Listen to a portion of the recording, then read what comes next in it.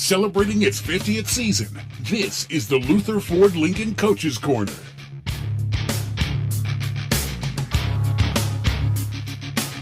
Week 9 of the high school football season. Oh, what fun. Where was the defense last night in the Heritage Conference, Ward Hilliard?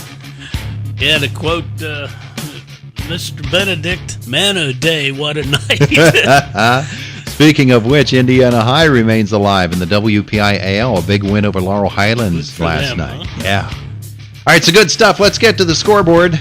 It is the Luther Ford Coaches Corner program in the Heritage Conference. We start with Northern Cambria and a 36-12 win over Penns Manor. Big win for the Colts, rebounding from their loss the week before to Ligonier Valley. And the Rams, well, they keep winning as well. 49-6, their victory over Blairsville. West Shamokin and Homer Center, what a game there. The Wolves come up with a 30-18 victory. That's the game we're actually going to start with here today. Purchase Line Red Dragons been looking for offense all season long. Guess what? They found it last night. Purchase Line 56, Salzburg 22. Wow. And how about the United Lions? Go to Marion Center. Everybody's looking for a tough defensive battle.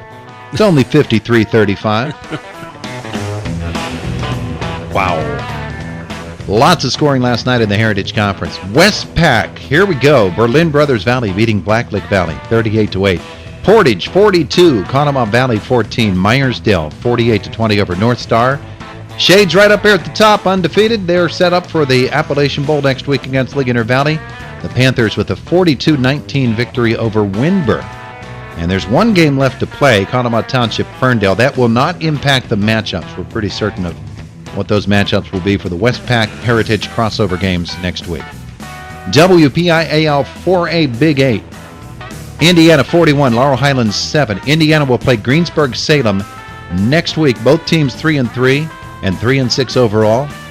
The winner, you're in to the WPIAL playoffs. Yeah, who would have thought that early on? Huh? Yeah. Good for Brandon. And that'll be right here in Indiana. Knock with the 41-14 win over Trinity last night. Thomas Jefferson, only 70 points against Greensburg-Salem. 70-21. West Mifflin 53, Ringgold nothing. Bell Vernon out of conference, shutting out Plum 48-0. District 6 scores last night. Richland Rams undefeated, 36-0 over Penn Cambria. Let's stay right there in AA. Bellwood Annis, they're now 8-1 at 28-7 win over Tussey Mountain. That's an 8-game win streak for the Blue Devils. Penns Valley making some noise, a 13-7 win over Tyrone. How about Bishop Guilfoyle playing undefeated Chestnut Ridge last night? Well, we were talking about that game on the way out, and I said, do not write off Guilfoyle. I said, they're playing undefeated team. They'll probably lose us. I wouldn't bet on it. Mansion Park last night. Bishop Guilfoyle Marauders 12, Chestnut Ridge nothing. Bishop Carroll fell to Belfont 63-14. Juniata Valley is up there, a 42-23 win over Glendale last night. Mount Union gets its first win of the season, 15-14, the win over Moshannon Valley. In triple overtime, Northern Bedford 41, West Branch 40. Southern Huntington is in position for the AA playoffs, a 34-33 win over Claysburg Kimmel. Cambria Heights 13, Bedford 7. Bishop McCourt played on Thursday and beat Central Cambria 32-14. Today, Westmont Hilltop plays Forest Hills. Other area schools in action last night, your Dairy Trojans, now 8-1 with a 37-0 win over Deer Lakes. Punxsutawney fell to Montauk 32-21. Armstrong beat Fox Chapel 41-14. Apollo Ridge, tough season for the Vikings. They fell to Freedom 42-7. So there's your scoreboard. A lot of interesting things there, huh? Boy, I'll say. I mean, the Claysburg game was big, and I tell you, we interviewed Coach McCullough, and they were watching West Branch. That has some impact on their positioning in the playoffs. So sure does. This is an exciting time for coaching staffs right now, trying to figure out where they're going to end up. And there's the unfamiliarity with all of the opponents for next week. Yeah, I love those crossovers. I don't know who came up with that idea, but it is a great idea. It's exciting. Everybody gets into it. Oh, we all know it was you. It is the Luther Ford Coaches Corner program here on AM 1450 WDAD and 100.3 FM, and the sports channel directly linked this morning at WDADradio.com. SUV season is in full swing at Luther Ford, and if you're in the market for an SUV or America's top-selling pickup, listen up because just released, always unstoppable, the Ford F-150. And with the fall season upon us, and I dare to say winter not far behind, check out the full lineup of F-150s at Luther Ford, Indiana County's truck headquarters for over 60 years. The F-150 is the Motor Trend Truck of the Year, and right now, just announced, get 0.9% APR for 60 months, plus, in addition, get $2,800 bonus cash and an additional $500 Ford credit bonus cash. Security deposit waived. Taxes, title, and license fees extra. Not all buyers will qualify for red carpet lease or Ford credit financing. See dealer for details or call Luther Ford at 1-877-370-6292. See the huge selection of F-150s and the complete lineup of SUVs during SUV season, going on now at Luther Ford, Route 119, Homer City. And remember, shop 24/7 at lutherford.com. There are more than 3 million women living with breast cancer in the United States. Sadly, about 41,000 of them will die from breast cancer this year. Early detection of breast cancer is vital. Did you know the M. Dorcas Clark Women's Imaging Center at the Indiana Regional Medical Center offers walk-in 3D mammograms every Monday from 7 a.m. to 5 p.m.? That's right, no appointment is needed, just walk in. Here's Dr. Dan Clark. Every woman should start mammograms on a yearly basis beginning at age 40. Now, if you have a family history of breast cancer, you should get your mammogram 10 years younger than the youngest person with cancer in the family. And if somebody in your family is BRCA positive, you really should get tested for BRCA in your mid-20s. The bottom line, ladies, don't skip your 3D mammogram. Walk-in mammograms every Monday from 7 a.m. to 5 p.m. at the M. Dorcas Clark Women's Imaging Center at the Indiana Regional Medical Center. Always great care.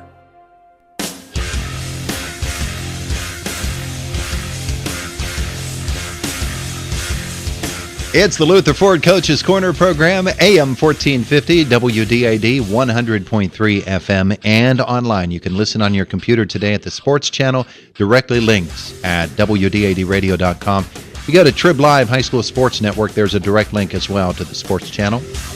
A lot of ways to listen to the program today, and you're going to hear some interesting stuff. Last night's Jack E. Boyer Field at West Shamokin High School. The Homer Center Wildcats, the West Shamokin Wolves. Wildcats come in 5-3, Wolves 4-4. We'll get the recap from Mark Burdig in a couple of moments. We'll also hear from both of the coaches. But Ward, you were there. Tell me what you think. Well, it was a good old-fashioned backyard brawl. It was a hard-hitting game. No one really felt secure when they were ahead or behind. It was a real good battle. Homer had, I think, the worst of it because of the mistakes they made. They had a couple of critical turnovers that killed some drives, some goal line stands both ways. Homer had first and goal at the 6, chance to take the lead, didn't get in, ended up on the 22. West Shamokin was on the 1.5-yard line and ended up back at the 8-yard line and did not get in. Some great defensive plays, some lousy defensive plays, some good offensive plays. Some lousy offensive plays, but a good old-fashioned football game on a beautiful field, I might say. And just a great win for West Shamokin, and one that Homer's got to learn from and move on. That's all you can say. Boy, that description sort of describes the game I was at last night between United and Marion Center. Great offense, not so good defense. A few great defensive plays, though, that keep the team out of the end zone and end up making a difference in the game. So the Wolves and the Wildcats matching it up in Newmine last night. Mark Burdig has the recap. Senior night at Boyer Field at West Shamokin, both teams heading in opposite directions. The Wildcats winners of 2 in a row, West Shamokin entering action, losers of 2 heartbreak games in succession, but they flipped the switch tonight, and West Shamokin wins it 30-18 in a hard-fought football game. West Shamokin took the opening kickoff, started at their own 43-yard line. First play from scrimmage, they got on the board. And now they put a man in motion, and they're going to run play-action pass. And Lightcap throwing deep downfield has Haswell wide open at the 22. Far sideline, he's going to take it in to the end zone for a touchdown on the game's very first play. 57-yard pass from Tyler Lightcap to their leading receiver, Jaden Haswell. And it is 6-0 West Shamokin. Brendan Mondy, who had a big night, added the 2-point conversion. 15 seconds in, it was 8-0 Wolves. But the Wildcats came back, picked up a first down, starting a drive at their own 27-yard line, and they then turned and handed the football off to the explosive Logan Williams, who also had a big night. Power I formation, and they give on a counter to Williams, in the loose at the 45-50, and it's see you later for Williams. He's going to take it to the house. Logan Williams from 62 yards out ties it up on his 12th rushing touchdown of the season. He didn't tie it up, but he pulled the Homer Center within 2. It's 8-6 as both teams score in lightning fashion on big plays. And it stayed 2-point difference because the 2-point conversion pass was dropped in the end zone. Williams on that run went over 1,000 yards rushing this season. Ensuing kickoff, Tyler Sweeney, who would later become part of a controversial play, fumbled the football. It was recovered by Owen Cochran for Homer Center.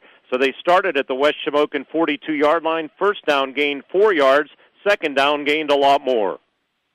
Second down and 6 for the Wildcats with an empty set again.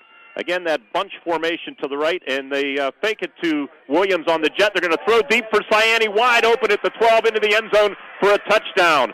The Wildcats 38-yard touchdown pass from Ben Schmidt to the guy we had on the pregame show, Jake Ciani, his third of the season, and the Wildcats make that turnover hurt. They grab the lead 12-8 over the Wolves, and we're a minute 56 seconds into the football game. Logan Williams was stopped on the 2-point conversion. The Wildcats had what turned out to be their only lead of the night, 12-8 at that point. Late in the first half, the Wildcats, who were stung on the game's first play, were stung again with 37 seconds left in the half as the Wolves, after a 63-yard Kobe Doherty punt, they went on a 6-play, 67-yard drive that took just a minute and 16 seconds. Mondy set it up on a 42-yard run to Homer Center's 8-yard line, and then on first and goal, senior quarterback Tyler Lightcap went up top. They reposition the receivers more as wings now, both left and right, and Lightcap booting to his right. Throwing end zone, caught Haswell. Did he bobble it? No. Touchdown, West Shamokin from 8 yards out. And they do have the lead back with 37 seconds left in the first half. It's 14-12 Wolves. They added the 2-point conversion, and it was 16-12. That's where we were at the half. Wildcats got the ball. They went 3 and out to start the half. West Shamokin, after a nice 19-yard Haswell punt return, they started at midfield, and it took them just 3 plays to navigate those 50 yards. And it was Brendan Mondy who took it into the end zone from 21 yards out on this play. Same formation, pistol wing right, and they're going to give to that wing man. That's Mondy. Mondy has a first down to the 15. He's going to take it to the house from 21 yards out. Untouched goes Brendan Mondy. And the Wolves now have made it 22-12, 2 minutes and 7 seconds into this third quarter. Third touchdown was followed by their third 2-point conversion run. This time the quarterback Tyler Lightcap made it 24-12. But the Wildcats responded on a nice drive, 8 plays, 57 yards. And Schmidt had a 16-yard run, 28-yard Logan Williams run. The Wildcats ended up with the football at the Wolves' 2-yard line, and Williams finished off what he started. First and goal, give to Williams. Williams bounces it outside, and he's into the end zone for a touchdown from 2 yards out. And the Wildcats do climb back in, and it was Williams doing the heavy lifting on that drive, and he polishes it off with a 2-yard run, his second touchdown of the night. And it is 24-18 with 6:29 left in the third quarter. Extra point was partially blocked and no good, so the Cats were down by 6 points at that juncture. They got the ball back after forcing a 3-and-out. They had a couple of big third down plays. They were in West Shamokin territory when a controversial play in this football game occurred. Quarterback Ben Schmidt rolled to his left, and it was an incomplete pass, but away from the play, and we didn't spot it. We had the benefit of watching it on the iPad during commercial break and a 20-minute delay as Kobe Doherty was the victim of a blindside hit after the play, and it was vicious, ugly to watch, looked like he was knocked out cold.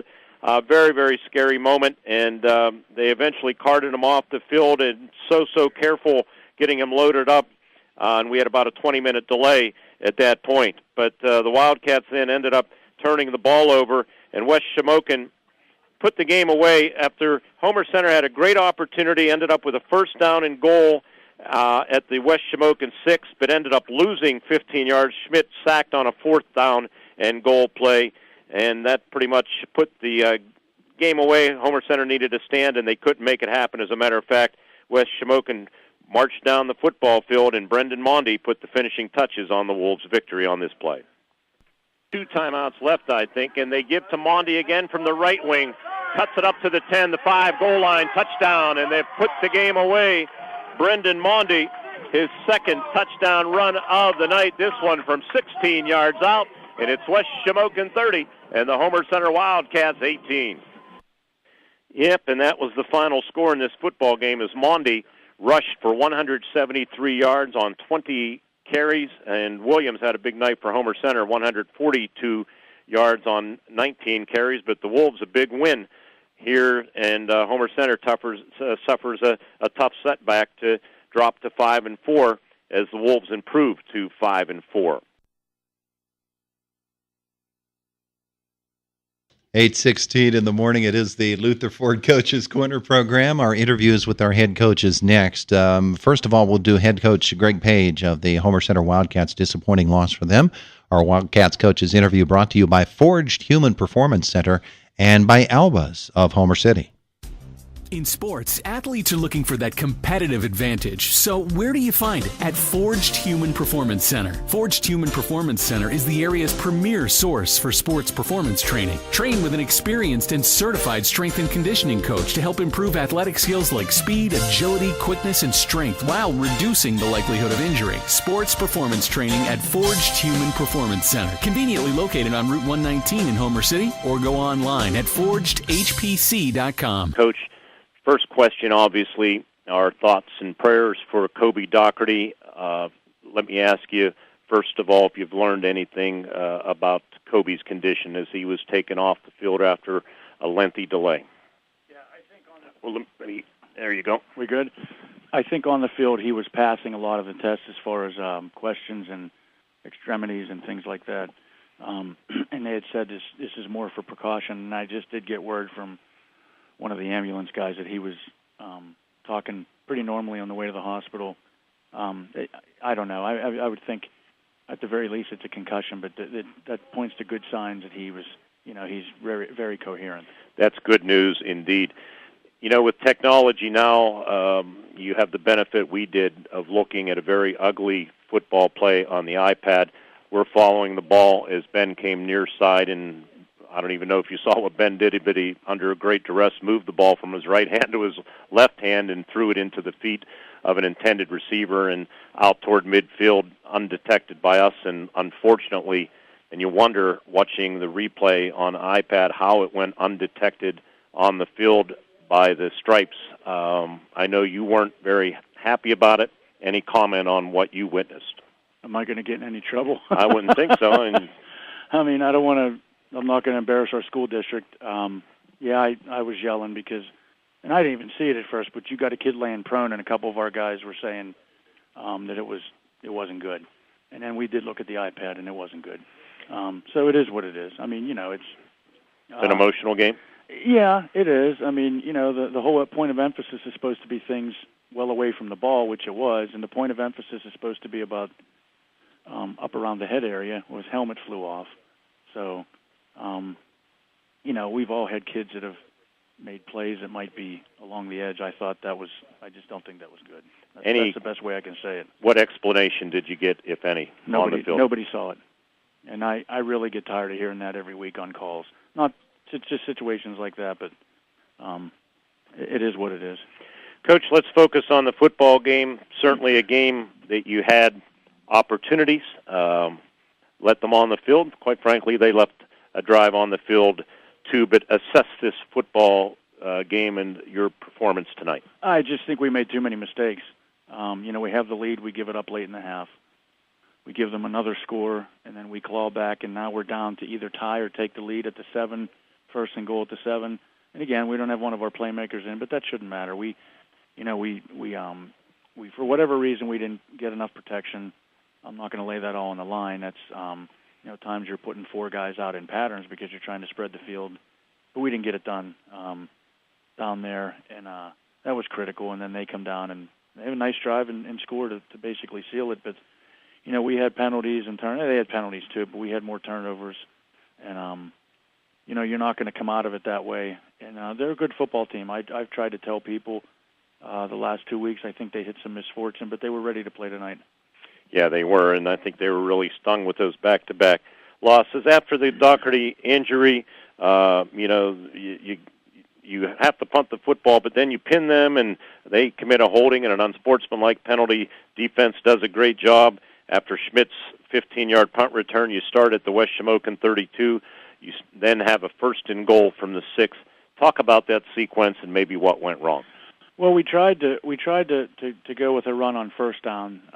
In hindsight, maybe I would have tried to go wider, but we have been getting some success with our blasts. And then second, third, and fourth down, we're just trying to, like I said, get some guys horizontal. And the one was a boot. I don't know if they covered it well. It was back in this corner away from us. Ben tried to scramble and got no yardage. And then I think the third and fourth down, we just, we got pressure. We didn't connect. So. And then they drove down and put the game out of reach. Problems defending the jet sweep tonight. At times you did, but just too many breakdowns. Yeah, and it's all about angles, and I think at times we got sealed. I think at other times we did flush it a little bit. Mondi and Haswell both are nice cutters, and they at times were able to find seams. Other times it was just flat out we were outmanned, outnumbered, I should say. And that's not the way we've been working on it during the week. You got to have secondary support to come up. But again, we didn't get it done when we had to. Well, you have to regroup. Westpac crossover weekend next week. Any thoughts on who you might be playing? We thought coming in Conemaugh Township, Portage, Whitmer, maybe Dark Horse, but maybe at this juncture on a Friday night, you don't have to just sort through it. We got to look at scores. I was hoping maybe you guys had heard of some of those. I think if we had won, we would have been pretty much going to Township. And then I thought if we didn't come out on the good end, it would be Whitmer or Myersdale. So don't say Myersdale. Well, if Myersdale wins tonight over North Star, that's a given. If it should be, then I think they have the head-to-head with Whitmer because they beat Whitmer. So, well, I might have that backwards. It might be Whitmer. I got to look. I'm all scrambled. Well, it doesn't really matter right now. Yeah, we'll figure it out. We'll get a look at who it is. And I told our guys, I said, you're disappointed, you're hurt for your teammate. I said, but we got to come back Monday because if we can go 6-4, we still can get some solid playoff positioning, and that's our goal right now. And get a home playoff game. That's looking pretty good. Coach, thanks for doing this. Sure. Our best to Kobe Doherty. I think situations like that remind us that it's just a game. Right, and that's what we talked about at the end. Yeah. We wish him the best, and we'll talk to you next Friday night. We will pass along that support. Thank you guys very much. Alba's in downtown Homer City is proud to support Homer Center Athletics. Join your family and friends at Alba's and listen to all the Wildcats games this season. And while there, enjoy their great lunch and dinner specials and the coldest drinks in town. Alba's is a family-friendly restaurant. Everyone at Alba's wishes Coach Page and the Wildcats the best this season. Alba's is open for lunch Tuesday through Sunday. Their food is the talk of the town, and so are the Wildcats. Alba's, 221 South Main Street in Homer City. And our interview with the head coach of the West Shamokin Wolves is conducted by Mr. Ward Hilliard himself. Here he is with John McCullough. Talking to head coach John McCullough of the West Shamokin Wolves. And John, just a great effort tonight by your guys of bouncing back after 2 losses. You have to feel good about that. Oh, I feel great. And that's the thing. We had 2 pretty difficult games here the last 2 weeks that we lost. And the fashion that we lost, and it's you want to see how your kids are going to respond. What kind of character they have. We knew that this week was a big week. Not only to rebound, but playing a great program like Homer, and I seriously mean this, that the amount of respect that I have for Homer and for Coach Page. and knowing what kind of program they have. To win this game tonight, it was big for us from a playoff standpoint, but just as a program standpoint, to be able to beat a team like Homer,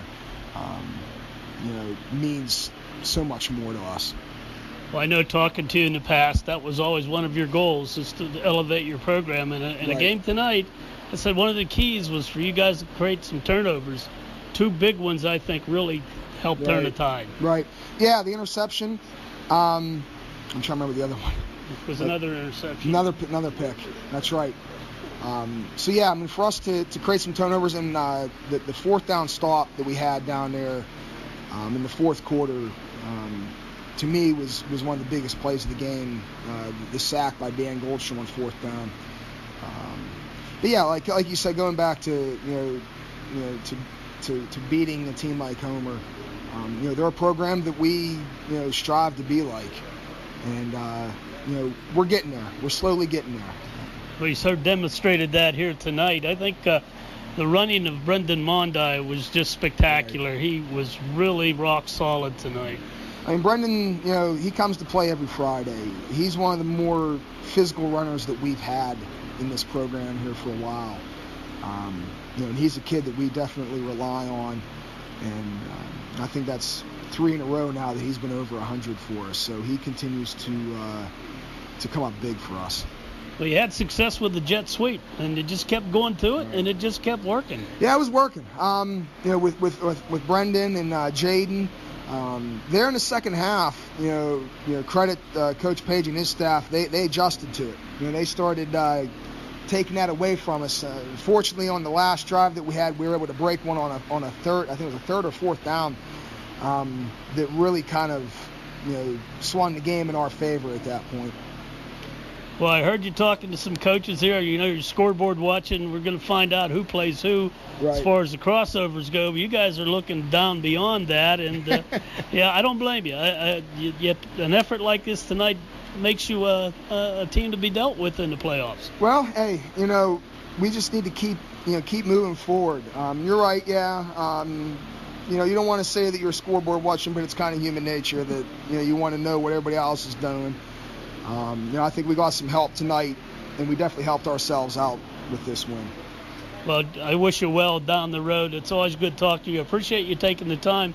Hey, good luck. We'll probably be talking to you later on. Thank you. I appreciate it. There's John McCullough, head coach of the West Shamokin Wolves, in the wake of their victory last night. And Ward, pretty good news, at least as far as we know, about Kobe Docker. Yeah, we even got that last evening that he was released from the hospital last night, and there were no concussion symptoms that would merit him staying. That kind of caught me by surprise. So that was terrific news. So he's got a couple days that he has to remain somewhat inactive. How much a 17, 18-year-old can be inactive, but that was the pretty much. Stick a video game in their hand and they're fine. It is the Luther Ford Coach's Corner program. It's AM 1450 WDID, 100.3 FM, and the Sports Channel, directly linked at WDIDradio.com. If your weekend has started with a strain or a sprain, a sports injury, concussion, even a fracture, an ankle injury in Friday's game, an elbow injury from that wobbly ladder, if you've been hurt, visit the IRMC Physician Group Saturday morning injury clinic from 8 a.m. to noon at the Human Motion Institute, Suite 100 on the Indiana Regional Medical Center campus. Walk-ins welcome, or call 724-427-2260 that morning to let them know you're coming. On-site x-rays available. The Saturday morning injury clinic is open every Saturday from 8 a.m. to noon, Suite 100 at the Human Motion Institute. This is Jim Struzzi, candidate to be your next state representative. I'm running because leadership matters, because experience matters, and above all, because integrity matters. I have been a dedicated public servant for more than 2 decades, and I will be ready to go on day one to address the key issues facing our communities, like the elimination of school property taxes, ending the opioid crisis, improving our education system, helping senior citizens and families, growing businesses and jobs, strengthening infrastructure, and putting more money in your wallet. Please give me, Jim Struzzi, your vote on Tuesday, November 6th. Paid for by the Friends of Jim Struzzi. There's a lot to like about the 2018 Ford Focus at Luther Ford in Homer City. As a matter of fact, what's not to like? Safety's important, and the Ford Focus is ahead of the class with 5-star IIHS safety ratings. If prices are killing you at the pump, you'll also like 34 MPG Highway. And if affordability's an issue, Luther Ford has you covered there as well. Just announced, get 0% APR for 60 months, plus you'll receive $1,000 Ford credit bonus cash. And if you like leasing, you'll love this. Lease a 2018 Ford Focus SE for only $169 a month for 36 months with just $19.29 cash due at signing. You heard right. $169 a month for 36 months with only $19.29 due at signing. Security deposit waived. Taxes, title, and license fees extra. Not all buyers will qualify for Ford credit financing. See dealer for details or call Luther Ford at 1-877-370-6292. For all offers, take new retail delivery from Luther Ford by January 2nd. Luther Ford, Route 119, Homer City. Open late till 8, Mondays, Tuesdays, and Thursdays. And open 24/7 at lutherford.com. It is the Luther Ford Coaches Corner program, and it's AM 1450 WDAD 100.3 FM. Online, you can listen to us on the Trib Live High School Sports Network. You can directly link to the sports channel. You can also go to WDADradio.com and directly link to the sports channel as well. It is a Saturday morning. It's 8:30. We're entering the second quarter of action. And, oh, Ward, you know what? It's time to celebrate. Right.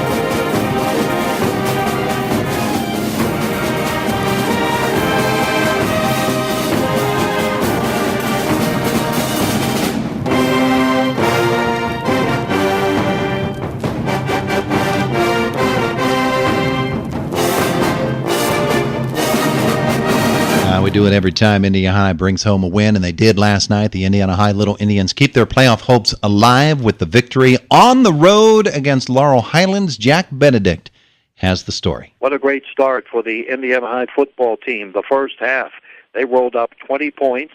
The defense held 4 times on situations on fourth down, and the defense played very well. The team offensively did not turn over the ball, and they had great rushing yardage. In fact, for the night, they totaled 355 yards in a 41-7 win over Laurel Highlands. The win puts them at 3-6, 3-3 in the league, more importantly, and they're one step away from the playoffs. They must beat Greensburg-Salem at home on senior night next Friday night. Also leading the way for Indiana, offensive line was tremendous, led by senior Liam McDaniel. Ryan Dixon had a touchdown catch from Luke Thomas. He also had 2 picks. Thomas had 1 run for a touchdown and the 1 pass. Mikhail Bajwa had 2 touchdowns on the night, also scoring TDs, Justin Rabel and David McElravy. So all in all, they played a great football game, the best football game they've played all year, just when they needed it, to go to a 41-7 win. Greensburg-Salem lost to Thomas Jefferson, so that sets the match up for 7 o'clock next Friday night, with a winner being the 4th-place team from the section to go to the WPIAL playoffs. All in all, it was a great night for Indiana as they corralled the Mustangs of Laurel Highlands 41-7.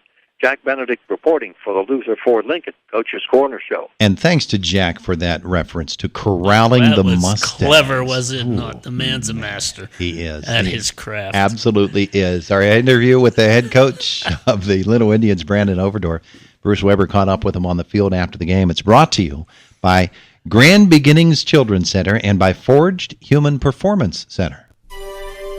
Grand Beginnings Children's Center would like to announce they are enrolling children at both of their locations, South Bend Franklin Road and Grandview Avenue in Indiana. Grand Beginnings Children's Center accepts children from birth through 5th grade. Grand Beginnings Children's Center is a Keystone Star 4 center, the highest ranking among Keystone Star facilities.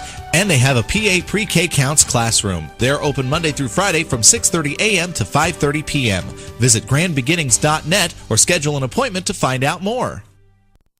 Well, Coach Brandon Overdorf, last week you said you were not real happy and you were going to challenge your team. I don't know what you said, but this was an unbelievable effort start to finish. How do you summarize this performance tonight by Indiana? Well, I think especially in the first half, I think if you look at what I want to build here, what we want to be as Indiana football, you saw it in the first half. We want to control the ball. We want to be the more physical team. We want to be able to run the football. And in the first half, we did a very good job of that, controlling the ball and just out-physicaling them, basically running 3 plays. And I wasn't happy, and we shouldn't have been happy. We didn't play to our capabilities as far as our physicality the last 2 weeks, even though the opponent was very good. And so, we probably did challenge them a little bit Monday. It was entertaining, if nothing else, but they responded. So, tremendous. That's what we're capable of. And we were willing to do it tonight. And the result is we had a tremendous week of practice, and you play like you practice, and that's what we did. And if we clean up a couple turnovers and penalties, especially in the second half, we can play very good football at times. And hopefully we do that, because next week's a huge game at Indiana. We set ourselves up for, I think, what I believe is a win and you're in to the playoffs against Greensburg-Salem. So, if the town of Indiana doesn't just pack Fifth Street Stadium and get excited about it, maybe we should have a pep rally or something, but it's a big game. And these kids, I think, are excited about it, and we took a big step tonight in getting back on track, and I'm real proud of how they responded. 355 yards rushing unofficially, and that offensive line, they just blew people off the ball tonight. Have you ever seen an offensive line play better than what your kids did tonight? Well, not in a long time that I've coached. Especially, I don't think I've seen the improvement that we made from the last 2 weeks to this week. We were horrible the last 2 weeks, so we had tremendous. We had to get better fast, and I thought Liam McDaniel and getting Joe McCracken back on the line helped a little bit. He got some reps there. He'd been injured, so that was big, getting him back. But I thought Liam led us. I thought we ran behind him most of the night, and he just moved people. But the whole offensive line came off. Tanner Smith, who hasn't missed a rep, saw him pancake some guys. So the physicality is what I'm happy about. Now we got to maintain it, and we just got to keep getting better, as we go into next week, because, like I said, it's huge. And I thought Justin Rabel came in and really sparked us, and Mikhail Bourgeois in running and hitting the holes, because they haven't got a lot of carries this year, because some guys were out and injured and things like that. They got their chance, and they sparked us. So, we played really well up front. How about that defense? You hold them to 7 points. One of the things that I was very impressed with is your assignments to detail, stopping the option, guys doing their jobs, staying in their lanes, and you didn't let any big plays go against you tonight defensively. Coach Warwick, it's basically the same offense we faced against McKeesport, and basically the same game plan. And Coach Warwick had a great plan drawn up. We just didn't execute it against McKeesport. But I think the same thing, we played with physicality on defense, and we flew around. We got half of the ball, and we tried to punish running backs a little bit, get 5-6 helmets of the ball, and so that was good to see. And we hit guys in the seam routes where last week we just caught them. And just our physicality. If you're going to win football games, you got to be physical. And I thought we played that on, did that on both sides of the ball, and the outcome would say that we did. And it was a big step, big game. 3 turnovers too. Yeah, and we kind of forced them by getting the lead to throw the ball. That's not in their comfort zone. Ryan Dixon with a couple big picks, Malik Turner with a big pick at the end of the game. We just played inspired football, and that's what we've been asking for as a coaching staff. And I thought our coaching staff really, came together this week and upped the ante with them and challenged them. And, they, like I said, they responded. So, yeah. So finally, you don't have to give a pep talk this week. Win and you're in. Play like you did tonight, you're going to win. So what are you going to say to them, if anything? Yeah, and we came into this game with the same mentality, playoff mentality, survive and advance. We looked at this as a playoff game because that was our scenario. You know, we're 0-0. Everything getting in the playoff is still there if we win, and we took care of business. So, yeah, you would hope that you wouldn't have to motivate coming back home with a game like we have next week, and hopefully we can put it together and, you know, suck it up one more time and be even more physical than we were this week, because we'll have to, because Greensburg-Salem is very talented. And it'll be a big game. Everybody better get there. In sports, athletes are looking for that competitive advantage. So where do you find it? At Forged Human Performance Center. Forged Human Performance Center is the area's premier source for sports performance training. Train with an experienced and certified strength and conditioning coach to help improve athletic skills like speed, agility, quickness, and strength while reducing the likelihood of injury. Sports performance training at Forged Human Performance Center. Conveniently located on Route 119 in Homer City, or go online at forgedhpc.com. SUV season's in full swing at Luther Ford, and Ford and Luther Ford have just released amazing deals on America's top-selling brand. Always unstoppable Ford SUVs. And with the fall season upon us, and I dare say winter not far behind, now's the time to take delivery on a new Ford SUV. Just announced during SUV season, get 0% APR for 60 months on a new 2018 Ford Escape, plus $2,000 in additional savings. Includes $500 Ford bonus cash, $500 Conquest cash, and $1,000 in additional Ford credit bonus cash. You can also lease a 2018 Ford Escape SE 4-wheel drive for just $219 a month for 36 months with $2,629 due at signing. Security deposit waived. Taxes, title, and license fees extra. Not all buyers will qualify for red carpet lease or Ford credit financing. See dealer for details or call Luther Ford at 1-877-370-6292. See the Escape and the complete lineup of SUVs in Ford Tough Trucks during SUV season at Luther Ford, Route 119, Homer City. And remember, shop 24/7 at lutherford.com.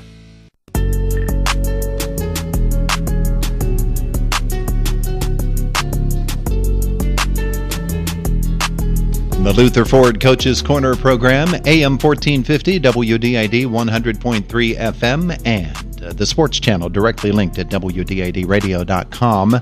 We're in the second quarter here, and we've still got a lot of great games to cover from last night. Word today is the Love of Life 5K to combat breast cancer, raise money for the M. Dorcas Clark Women's Imaging Center at the Indiana Regional Medical Center. It's just on the other corner from us here at the radio station, and the folks are running by right now. They'll start racing at 9 o'clock this morning.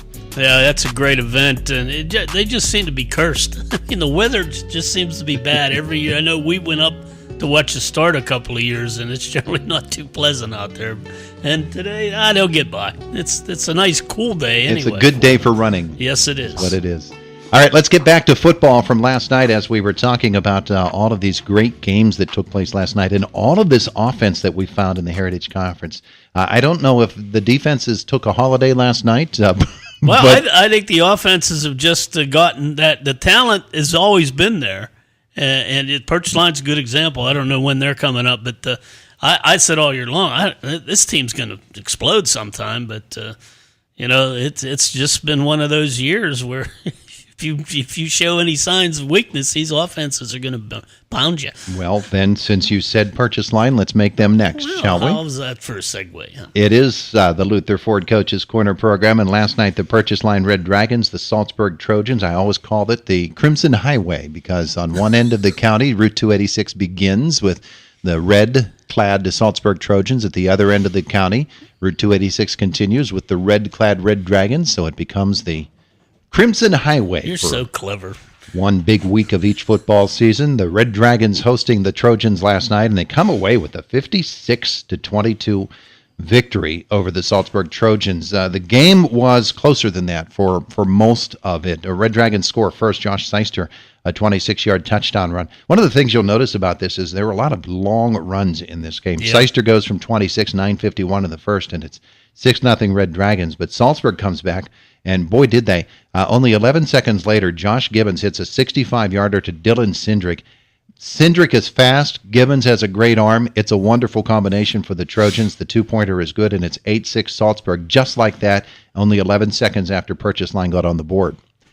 Calling Goncher, then it's only a few seconds later there, 8:56, so they've only had 44 seconds go off the clock before Goncher pounds one in from 3 yards as the Red Dragons drive it up the field and score. It's 12-8 Purchase Line at that point. And then with 43 seconds left in the first quarter, they score for the third time in the quarter as Goncher goes in from a yard, 18-8 at the end of one. Salzburg then scores first in the second quarter. Gibbons a 20-yard pass to Nathan Slapinski for the score. And then Cindric on the halfback option to Alex Lassick. A 2-point conversion is good. It's 18-16 Purchase line. And then just before the half, Jacob Barnett, a 1-yard touchdown run with 1:15 left. Seister's 2 makes it 26-16. And that is the score as they enter the half. Purchase line up by 10. No scoring in the third quarter at all, but Salzburg's on the march as they get toward the end of it. And that's when Gibbons hits Dylan Cindric with actually Seister gets the first score of the fourth quarter. The Red Dragons are on the march. A 29-yard touchdown run by Seister. And Cam Yoder, the 2-point conversion, makes it 34-16 Purchase line. That was with 11:53 left in the fourth quarter. 17 seconds later, Gibbons to Cindric for 62. And it's 34-22 Purchase line. They're a team, Salzburg, that can get back into a game really quickly. Yeah, and Purchase line's a team that can give up points very quickly. It's been their problem this year. Well, they shut them down the rest of the way. The Red Dragons get the final 3 scores. Goncher from 30, Yoder the 2, Seister from 19, and the kick is good.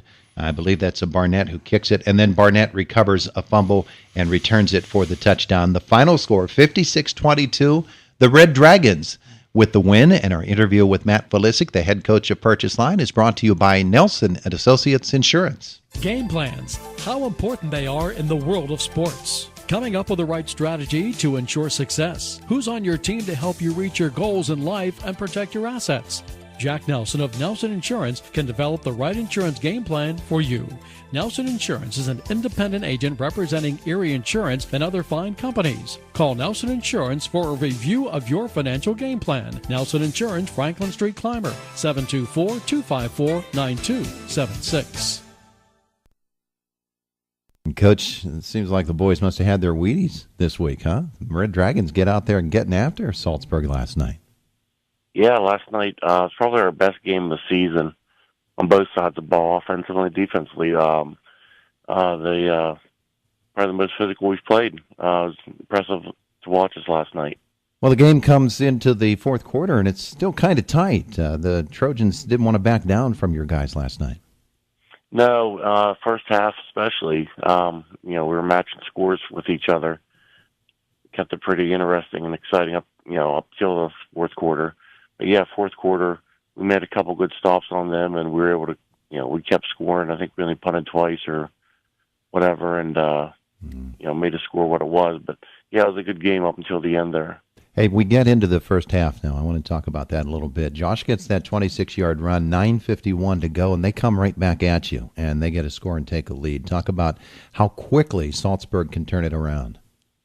They have a lot of athletes on their team, and you look, their roster is very small, but there's a lot of athletes that can hurt you. And I think their touchdowns were, if I remember correctly, like 3 deep bombs, and they scored, good passes, good receptions, and they can score pretty quickly. Yeah, well, you come back and score pretty quickly, too, as Colin Goncher gets his first of the night, that 3-yard score. So guys weren't backing away from each other either way, were they?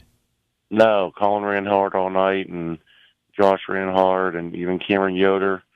They all ran very hard last night, and I give credit to our offensive line. It's probably the best that we've, like I said, the best they looked up front all year. Well, that's one of the things I wanted to talk about was your offensive line. Purchase Line historically has great offensive lines, and you do have some big sides up front, and last night they were able to move some bodies out of the way. Yeah, we weren't doing anything fancy, just a lot of counter action, a lot of good faking in the backfield, and they were having trouble stopping them. Those guys up front, did a great job, and nice thing is we're only losing Quinn off that line. Quinn Scalise off that line. He's our only senior, so they'll all be back next year. So you're up 18-16 late in that first half, and Jacob Barnett gets his first score. I'm sure going into the locker room with a 10-point lead feels a lot better than going in only up 2. Yeah, absolutely, especially as quick as Salzburg scored on us. Their scoring drive was, I think the first play they ran, they hit a long bomb, and were right there with us. So, yeah, it felt good to get another one in there, especially the way their offense was underperforming last night in the first half. So you stay that way, 26-16, all the way through the third quarter. You open up the fourth with Josh's touchdown run. It's the second run of the night for Seister, and you go up 34-16. But here comes Salzburg right at you again with that 62-yard pass to Dylan Cindric, and it's 34-22. You couldn't relax last night on the sideline, could you? No, and he was, whenever he was catching the balls, he was getting behind us, and there's nothing we could really adjust to it. We were playing man-to-man defense, and they're putting the ball where it had to be. He's making great catches and scoring, and I told our offensive line, we may have to keep matching them just to stay ahead and finish off the game. But yeah, anytime Salzburg was punching one in, we'd punch one in right after that. Yeah, you get Goncher in a 30-yard touchdown run by him. Seister goes from 19. You had some long runs from scrimmage as opposed to long passes.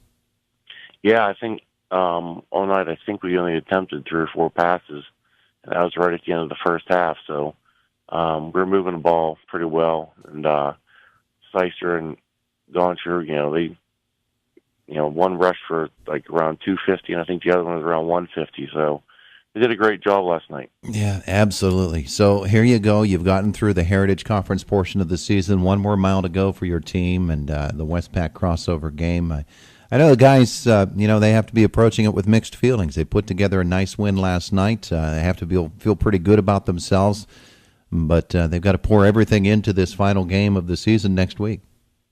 Yeah, and we talked about that after the game. Especially only having 3 seniors, talking to the underclassmen. You go into next year, we're on a 2-game winning streak, so that's a good way to start next year off. But definitely the kids deserved that win last night, and we're excited to play next Saturday. Absolutely. All right. Well, Coach, thanks so much for being with us here this morning. We appreciate your time, and go get a deer, will you? All right. Thanks, Todd. There's Matt Felisic. He's at camp this morning, out there hunting. Out of stalking game, huh? Yeah. Well, today's a special day for him and for a lot of hunters today. It's archery season, of course, for deer, but it is also youth rifle. So the youngsters can go out with their parents with a rifle, and they can rifle hunt deer today, and that's what Matt's doing with his boy today, his 11-year-old son. So good for him. Meanwhile, the coach of the Salzburg Trojans, Mike Leisure, is ready to step into the program this morning. And he is Coach Mike Leisure, the Salzburg Trojans on the road. I call it the Crimson Highway there as you travel from Salzburg to Purchase Line. The two teams all dressed in red. And last night, Coach, Purchase Line came right at you, didn't they? Yeah, it was a tough one. It was very similar to last year's game. We went up there and just got physically dominated up front. And again, that happened again last night, and you just got to tip your hat to them. They played a tough game, and we weren't ready to play last night. Still kept it tight, though, into the fourth quarter. And it sure must be nice to know that Josh Gibbons is back there and that he's got talented guys that can, if he's given just a couple of seconds worth of time, he can get the football to them and they can fly. Yeah, Josh can keep us in games, and he did that. He made some plays. I think he had 3 touchdown passes last night, but he was running for his life all night, and they were bringing guys, and we didn't have an answer to them. But yeah, Josh competes and he gets after it. But they were all over the field offensively and defensively making plays, and we weren't able to match that last night. Hey, Coach, you get late into the season like this with the limited roster that you have. Every player is precious to you, I know, and every team gets chipped up at this time of the season. You have to have a few guys that are playing hurt. Yeah, we have a couple guys banged up, but the last few weeks we've been pretty healthy, so I've been happy with that. But we're moving forward. The kids, are for the most part, though, been pretty healthy as of late. When you have a team such as Purchase Line that is just coming straight at you, and they've got big backs that can run the football and big guys up front that can push fellows out of the way, defensively, what's the philosophy? Are you telling the guys, rake at that football, try to knock it free, and we have to create a turnover or two? We tried about 3 or 4 different defenses last night, just to try different schemes, and we couldn't find an answer to, just physically up front. They got a lot of, with their down blocks, they got so much movement, and when you get a lot of movement like that, it's tough to it's tough to match anything they do. So that's just a credit up front to their line, and we got to do some different things. We got to get better on defense this week. Yeah, okay, so let's talk about the next couple of weeks, as a matter of fact. Blacklick Valley first. That's the Westpac crossover game for you. I don't imagine you've seen a lot of them. No, I haven't seen much of them, but I know they got 3 wins this year. And I'm pretty sure they throw the ball a little bit, but it's going to be a tough match. We're going down there. We were down there 2 years ago for our crossover.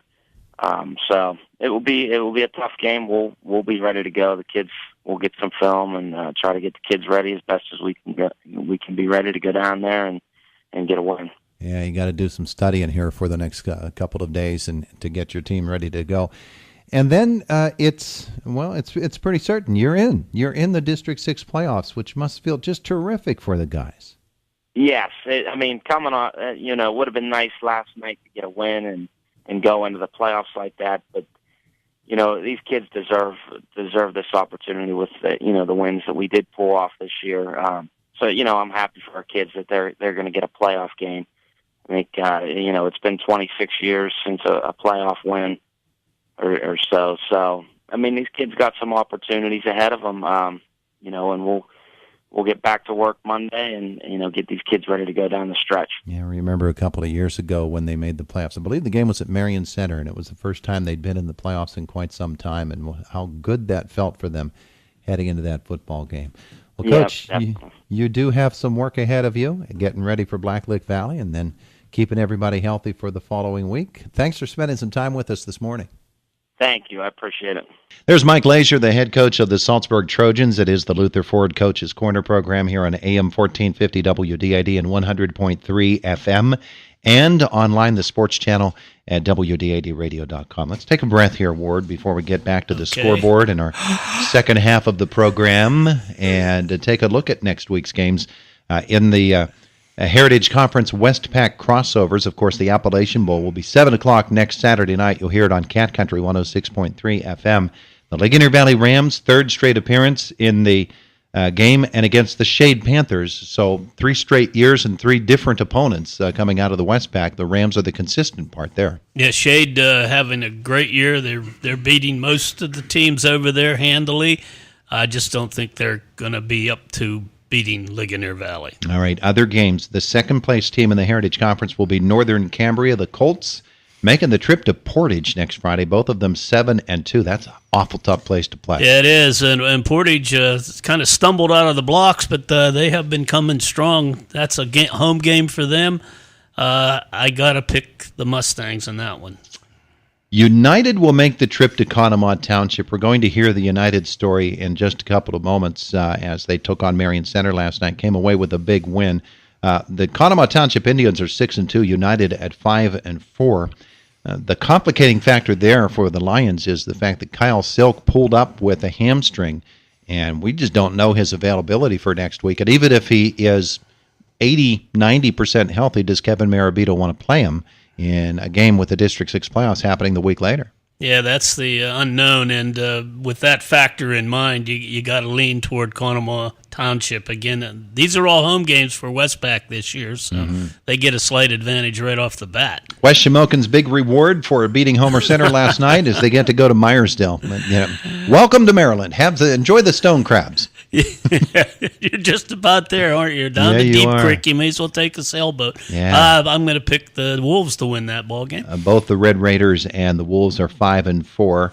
Homer Center is 5-4, and they make a trip to Whitmer. Whitmer made some early noise in the Westpac this year, but now they've struggled. Yeah, they've been telling the Wildcats, whatever team shows up, they've been in every game just about other than Ligonier, so I'll take the Wildcats. Teams at 4-5, Penns Manor travels to Berlin Brothers Valley. Wow. Berlin, typically a strong program, struggling this year a little bit. The Comets, hard to predict. That's a toss-up game. Got to go with Berlin on a home field, though. And I hate to pick against Penns Manor, but you'll not have to. You'll hear from Billy Packer talking about Berlin's season. They have lost 3 games to good teams by less than a touchdown in each of those games. Marion Center will travel to play Conemaugh Valley. That'll be a Saturday game. Yeah, and they're Stingers are used to playing Saturday games until they got their lights out there. I think they're going to bounce back. Adam Rising, great job this year. That last week, kind of a surprise. Or last night, I should say. So they're gonna. I look for them to turn it around, win. Gonna hear from that game. We had Marion Center with 490 total yards of offense in the game last night against United. Blacklick Valley, Salzburg. That'll be a Friday night game next week at Blacklick Valley. The thing is, we don't know anything about these teams, and neither do the coaches right now. I think Salzburg's playing well enough, and they got enough talent that they're going to prevail in that ball game. Now, Ferndale doesn't play until today, so they're 1-7. Purchase Line is 2-7, but the Red Dragons physically manhandled Salzburg last night. That's a good team. I mean, that record is misleading, and I would look for Purchase Line to win big against Ferndale. That'll be a Saturday game. Blairsville and North Star, the Bobcats 1-8. Disappointed, of course, in the way their season has turned out, and so is North Star at 0-9. But I like the Bobcats. They got too many athletes on that team. Their defense has been the question mark all year, but I think their offense is going to carry the day, so I picked the Bobcats. It's the Luther Ford Coaches Corner program on AM 1450 WDAD Indiana, 100.3 FM, the sports channel, directly linked at WDADradio.com. Celebrating its 50th season, this is the Luther Ford Lincoln Coaches Corner. And we're going to start hour number 2 today with a little bit of scoreboard action for you from last night's action in the Heritage Conference. Northern Cambria 36, Penns Manor 12 last night. West Shamokin beat Homer Center 30-18. Ligonier Valley a 49-6 win over Blairsville. Purchase Line 56, Salzburg 22. It was United 53-35 over Marion Center last night. In the Westpac, Berlin Brothers Valley over Blacklick Valley 38-8. Portage beats Conemaugh Valley 42-14.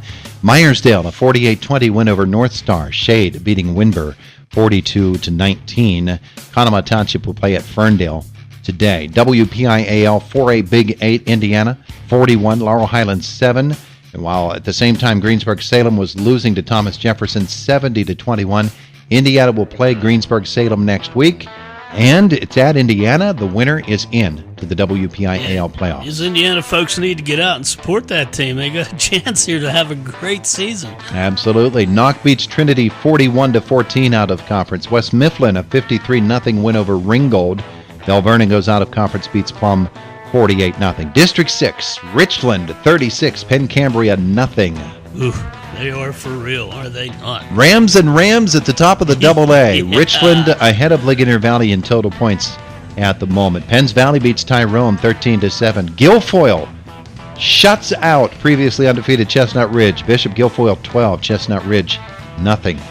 Belfont a 63-14 win over Bishop Carroll. Juniata Valley 42, Glendale 23. Mount Union a 15-14 win over Moe Valley. That puts Salzburg into the District 6 playoffs.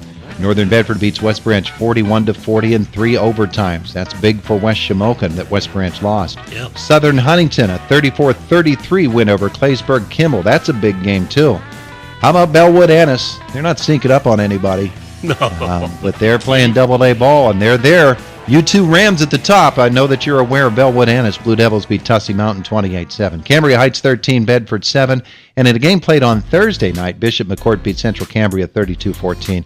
Westmont Hilltop plays Forest Hills today. Montauk 32, Punxsutawney 21. As we check in on some other area schools, Armstrong got a win last night, 41-14. Derry is 8-1, 37-0 over Deer Lakes. They are for real, are they not? The Trojans rolling along. That's great to see, too. It's been a while. Apollo Ridge falls to Freedom 42-7. There's your scoreboard. It is the Luther Ford Coaches Corner program, AM 1450 WDAD, 100.3 FM, and online, of course, available at the sports channel at WDADradio.com. SUV season's in full swing at Luther Ford, and Ford and Luther Ford have just released amazing deals on America's top-selling brand. Always unstoppable Ford SUVs. And with the fall season upon us, and I dare say winter not far behind, now's the time to take delivery on a new Ford SUV. Just announced during SUV season, get 0% APR for 60 months on a new 2018 Ford Escape, plus $2,000 in additional savings. Includes $500 Ford bonus cash, $500 Conquest cash, and $1,000 $1,000 in additional Ford credit bonus cash. You can also lease a 2018 Ford Escape SE 4-wheel drive for just $219 a month for 36 months with $2,629 due at signing. Security deposit waived. Taxes, title, and license fees extra. Not all buyers will qualify for red carpet lease or Ford credit financing. See dealer for details or call Luther Ford at 1-877-370-6292. See the Escape and the complete lineup of SUVs in Ford Tough Trucks during SUV season at Luther Ford, Route 119, Homer City. And remember, shop 24/7 at LutherFord.com. The Luther Ford Coaches Corner program, AM 1450 WDAD, 100.3 FM, online, the sports channel at WDADradio.com.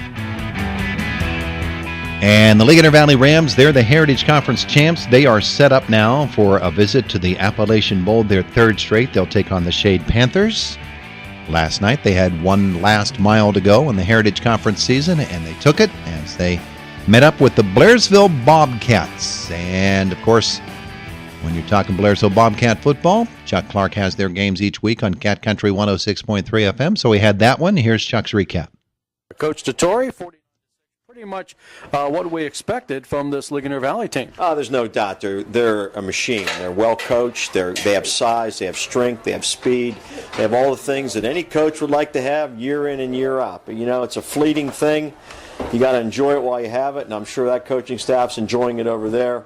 There's no doubt about it. Very good football team. But I like Blairsville's effort tonight, We worked about and talked about it all week to not be intimidated, to step up to the plate, to do the job. And there were times, absolutely, we got blown off the ball. But there were times we made some nice plays. Came off the edge well, contained a little better than we have in the past.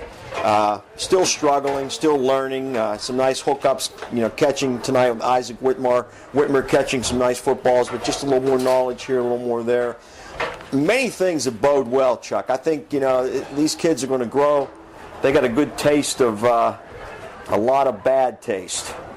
And nobody likes that taste. I think it's something to build off of.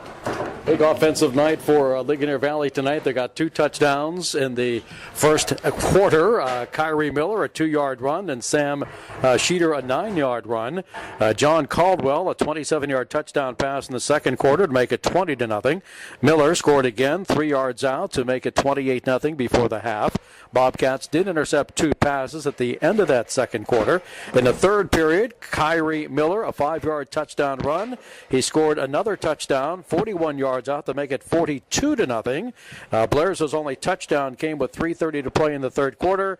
Devin Burkhart, after a nice 70-yard catch and run by Isaac Whitmer. Burkhart's a 1-yard touchdown run off the 85-yard drive. It was 42-6, and then Kyrie Miller, his 5th touchdown with 11:50 left in the game. It was a 41-yard touchdown run. Final score, Ligonier Valley 49 and Blairsville 6. All right, Chuck, and afterwards, of course, he catches up with the coaches on the winning sideline last night. Roger Beidel of the Ligonier Valley Rams. Luther Ford Lincoln Coaches Corner program. Coach Beidel, congratulations on another undefeated season. And your offense came up big tonight. Thanks, Chuck. They came out, the offensive line did a great job blocking up front, gave our quarterback a lot of time, and our backs ran really hard. And with our offensive system the way that it is, it's going to take what the defense gives us, and our quarterback Johnny Caldwell made some really nice reads and got the ball where he needed to. I know as you get ready for the playoffs, you're always hoping for a balanced offense. If our numbers are right, Caldwell threw for over 400 yards tonight, and Kyrie Miller with 5 touchdowns. That's pretty balanced. And that's good balance. It's one of those things too with Kiri is that he's so strong, he's so hard to bring down, and he had a lot of determination. And his last touchdown run, it was just something special to watch with his pure determination to get in the end zone. Came out, first 2 drives of that first quarter. You put points on the board and had a 14-0 lead at the end of that first period. What was the thought from your team as you got ready for the second period? Well, the big thing is that we were controlling the ball, but we weren't necessarily doing the little things. We had a lot of penalties. I think in the first half alone we had 7 penalties for 65 yards, and 3 of them were real big. And we just really needed to get that cleaned up. And then, depending with the time left on the clock, the hurry-up offense right before the half, trying to force some things. But it's good to get that type of work because it's something that we're going to need down the road as we get into the playoff atmosphere games. Of course, the offense always likes to get a lot of attention, but your defense played a heck of a game as well. Oh, they did. They were outstanding. And I'm going to give a special shout out to my own son because what a job he did tonight at corner. He had Blairsville's top receiver. When he was on him, he shut him out all night. We had him down for 5 pass breakups, was hawking the ball and just really did a great job in coverage, as did a lot of our guys in coverage tonight. And we were putting in some different things to get ready for the empty sets, etc. And along with Johnny Beard, I thought he did a great job in the secondary as well. Almost came up with a big pick, but none of that doesn't happen. That stuff doesn't happen without that pass rush, and those guys really got after the ball. I thought Mike Petroff had another monster game, and so did Christian Jablonski, and Blake Bridge and Wiley Spiker up front really harassed the quarterback, put a lot of pressure on him, and then forced him into quick throws. And then our secondary was able to cover down, with the exception of that one time. And great call, great read by Devin Burkhart, finds the matchup with our linebacker on their skill guy in the slot, and that we didn't want to be in that, and got stuck in it. He hit him, and 85 yards later, you see the results. What's practice going to be like this week? You get ready for the Appalachian Conference Championship game Saturday night.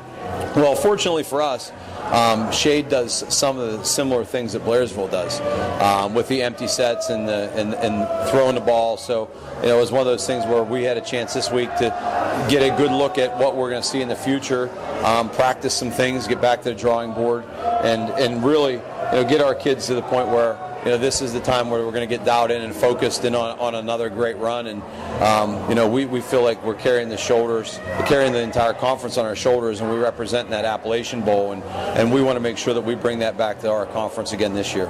Oro Valley head coach Roger Beidel as the Rams defeat the Bobcats 49-6. Our Luther Ford Lincoln Coach's Corner program. All right, Chuck, thanks so much. He also talked last night with Rick Artley, the head coach of the Blairsville Bobcats. It's our Luther Ford Lincoln Coach's Corner program. Rick Artley, the Bobcats, beaten by Ligonier Valley tonight 49-6, but I thought there were some times where your defense showed some spark in this game.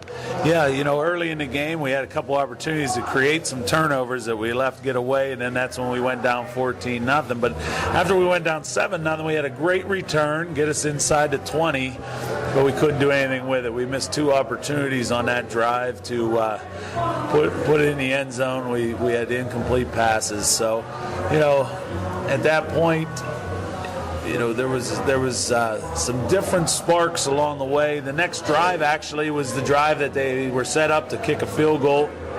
It was 4th and goal from the 6, but then when they got it half the distance, they were down inside near the 3, so they were going to go for it, and we ended up getting a stop there, got out of the end zone with a pass interference call. Got us out. At least we weren't pinned against our own goal line, but we still couldn't move the football, basically all night long. We had one good completion in the second half there. I thought we had some open receivers at times. We just didn't hit them. And, but the difference is that defensive line just honestly controlled the game. There were times where we had max protection, where we had 7 guys against 4, and they were still finding ways through. So, when that happens, it's going to make for a long night offensively. In the last 21 seconds of the first half, you intercepted 2 Ligonier Valley passes. Yeah, but we gave up a fumble in between there, so that's how they got the ball back. And honestly, that was a play that I think Sincere was open, very similar to the same look that Isaac caught and ran 70 yards down there to set up the one score we got. But it was the same set, same look, and I think Sincere would have been able to get to the end zone if we would have been able to get that ball off, and instead we ended up fumbling that. But again, we made some stops. We did create a couple interceptions, and that kid didn't throw many all year. So for us to get a couple turnovers against him, we did some good things. And I was, down 28-0. You're in long shot against this team. I mean, they're by far the best team in our league, and I thought we did some good things at times. And, last year we lost 49-14, but it was 49-0 with a minute to go into the second quarter. So, this actually lost worse this year than last year, but, we showed a lot more signs of life along the way in this game than we did last year. Well, that catch and that run by Isaac Whitmer, one of your longest pass plays of the year. Yeah, Isaac, he's a good receiver. He caught a few balls tonight that, and Sincere caught a great pass where he got lit up, down the middle of the field. So, we did have some nice plays made, and those are two freshmen that we're going to be relying on in the future for sure. But we still have to do a better job up front, to create some running room for our tailback. It's Sincere. He's just not getting any real opportunities to get much done. And we'll see. I haven't looked at North Star at all, but we'll take a look at North Star this weekend and try to figure out where we're at and find a way to finish this season with a win coming up. I'm usually not I'm usually a pessimist, to be honest, and going into the season I never would have believed we'd be 1-8 right now at the end of this year with the way things started and the way we played in the first scrimmage. But a few injuries early on, and it just kind of steamrolled for us, and we just found ways to let things get away. And that's something that has to change. A young team, regardless, you got to find ways to win, and that's something that we have to hopefully get done this week coming up that allows us, to have some momentum going into next year with so many guys coming back. You've coached in this program when you were in the situation that Ligonier Valley is. In fact, they still have to capture a Heritage Conference championship next year to tie the Bobcat mark of 4 straight. Yeah, we've had success here, and it comes and goes, and it'll be the same there. They got another loaded team next year, so they may very well do that. But we're in a down years. We've had a few down years, and when you have a few years back to back where you're struggling with your graduation groups, it's tough. You got to stagger it a little bit more, and hopefully, with the 9th graders. To be honest, we've had 3 junior high teams that struggled. Our seniors have struggled, our juniors have struggled, and our sophomores have struggled all through junior high and midgets. So it wasn't a surprise, but honestly, I thought we had enough talent that we should have been on the right side of a couple more games this year. And that's something that didn't happen. There's nothing we can do about it, but we can work hard to get this win coming up this week, and that's our goal. And obviously, that's something that if you can finish the season with a win, at least you got something to kickstart you into the next year. Rick Hartley, coach of the Blairsville Bobcats, beaten by Ligonier Valley 49-6. And the Bobcats will take on North Star, winless on the season so far, in the Heritage Westpac crossover game next week. It is the Luther Ford Coaches Corner program, AM 1450 WDAD, 100.3 FM. Online, you can listen to us on the sports channel directly linked at WDADradio.com. SUV season is in full swing at Luther Ford, and if you're in the market for an SUV or America's top-selling pickup, listen up, because just released, always unstoppable, the Ford F-150. And with the fall season upon us, and I dare to say winter not far behind, check out the full lineup of F-150s at Luther Ford, Indiana County's truck headquarters for over 60 years. The F-150 is the Motor Trend Truck of the Year, and right now, just announced, get 0.9% APR for 60 months, plus, in addition, get $2,800 bonus cash and an additional $500 Ford credit bonus cash. Security deposit waived. Taxes, title, and license fees extra. Not all buyers will qualify for red carpet lease or Ford credit financing. See dealer for details or call Luther Ford at 1-877-370-6292. See the huge selection of F-150s and the complete lineup of SUVs during SUV season, going on now at Luther Ford, Route 119, Homer City. And remember, shop 24/7 at lutherford.com. There are more than 3 million women living with breast cancer in the United States. Sadly, about 41,000 of them will die from breast cancer this year. Early detection of breast cancer is vital. Did you know the M. Dorcas Clark Women's Imaging Center at the Indiana Regional Medical Center offers walk-in 3D mammograms every Monday from 7 a.m. to 5 p.m.? That's right, no appointment is needed, just walk in. Here's Dr. Dan Clark. Every woman should start mammograms on a yearly basis beginning at age 40. Now, if you have a family history of breast cancer, you should get your mammogram 10 years younger than the youngest person with cancer in the family. And if somebody in your family is BRCA positive, you really should get tested for BRCA in your mid-20s. The bottom line, ladies, don't skip your 3D mammogram. Walk-in mammograms every Monday from 7 a.m. to 5 p.m. at the M. Dorcas Clark Women's Imaging Center at the Indiana Regional Medical Center. Always great care.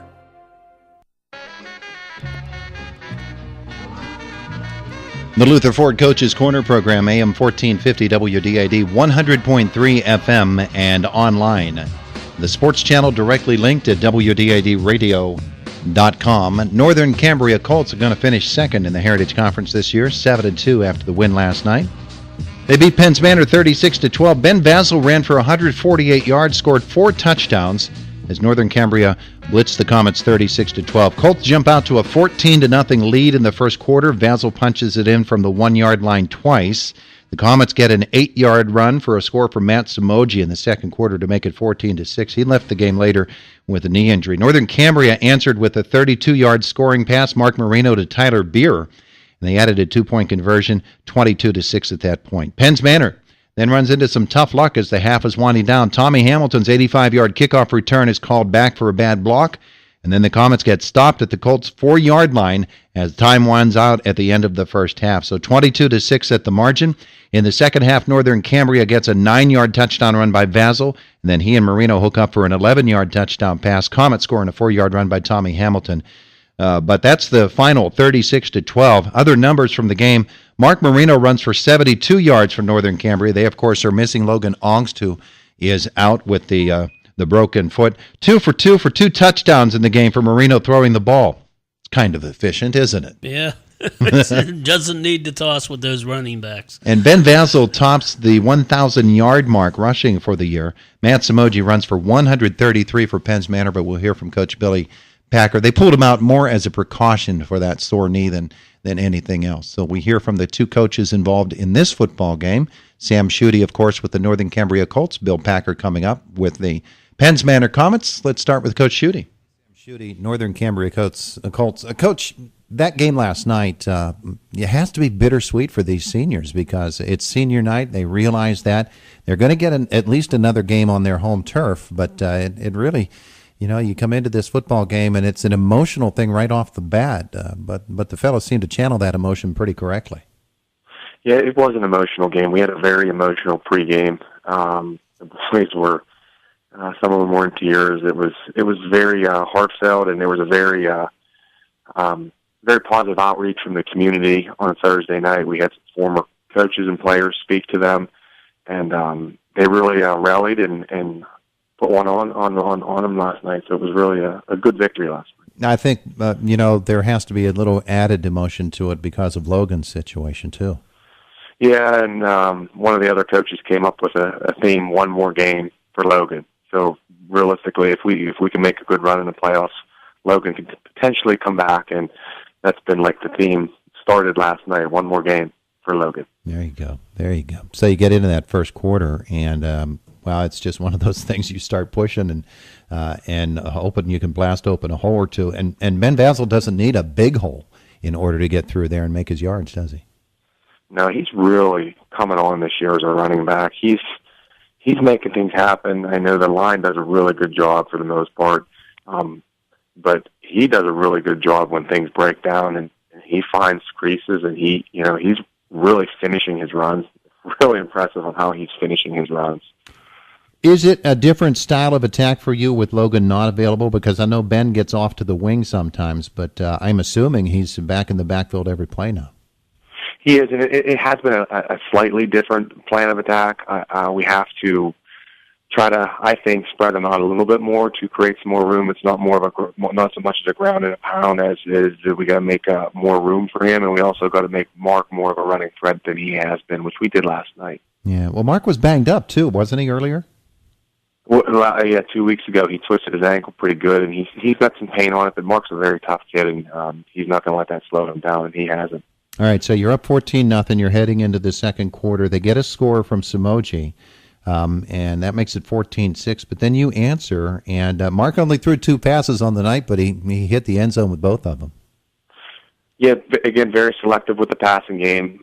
Penn Manor has very good skill in their perimeter and their secondary, and we didn't want to take any unnecessary risk. But when we saw them, when we saw the opportunities present themselves, we took advantage of them, and that's how we have to play. We just got to play our game and take opportunities in the air when we need them. And Mark definitely capitalized and did what he was supposed to. We saw how talented Tyler Beer was a week or so ago against Ligonier Valley. He made some tremendous catches, and I know that you'd love to find a way to get the football into his hands a few more times. We're trying. We tried a couple of jet sweeps with them and throwing the ball a little bit with them, and it is every week it's a challenge to try to get him in the mix, and especially with Logan down. We put a couple different packages in for him. Didn't get a chance to show him last night, but just trying to get him comfortable because he's relatively new to varsity, so we're just trying to make things easy and simple for all the kids as far as personnel and not switching too much around and making things too complicated, but definitely trying to get him more touches. He catches the ball, you get the conversion, you're up 22-6 at that point. Then Hamilton's kickoff return gets called back for a bad block, and then your defense is called upon at the end of the half to stop a Penns Manor drive. Did it at the 4-yard line. The old bend but don't break thing going on there? Yeah, our guys, we just had, I don't want to say too much, we didn't have breakdowns. We knew exactly what they were running. They ran the same play. They just kept running that off tackle, weak side off tackle play, and we just weren't able to stop it. Penns Manor was blocking it very well, but we knew what was happening, and they just went right down the field, and I was just hoping that they would run out of time before they got in the end zone. Unfortunately, they did run out of time, but they really made it scary for sure, but that was a big still momentum, I think, for us before half. Well, Ben goes for 148, and he also tops 1,000 yards rushing for the year. And while that's a great credit to him, it means there are guys up front that are doing the job for him. And I know they take great pride when they're able to get it back over that 1,000-yard mark.